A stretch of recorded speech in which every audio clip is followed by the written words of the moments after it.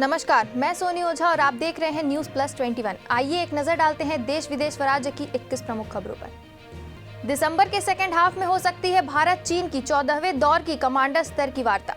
सवालों और सच से डरती है सरकार, 12 राज्यसभा सांसदों के निलंबन पर बोले राहुल गांधी।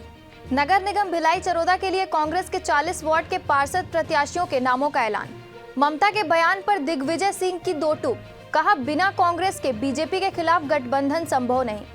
ओमिक्रॉन वेरिएंट पहुंचा भारत, पहली बार कर्नाटक में 2 लोग पॉजिटिव मिले, पूरे देश में हाई अलर्ट। आम आदमी पार्टी में शामिल होना चाहते थे नवजोत सिंह सिद्धू, पंजाब चुनाव से पहले अरविंद केजरीवाल का बड़ा दावा।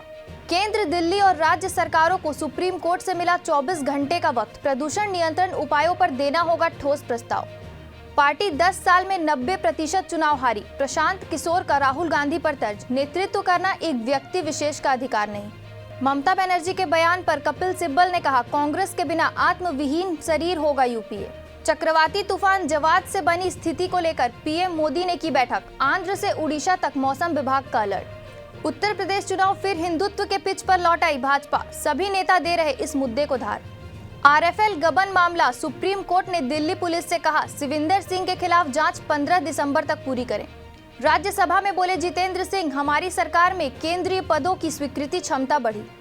सीएम बघेल बोले गोलियों से नहीं हो सकता नक्सलवाद का समाधान, नई रणनीति की जरूरत। दोबारा टिकैत के आंसू गिरे, अभी वैसी नौबत नहीं, दबाव और संघर्ष के बीच होगा निर्णायक फैसला।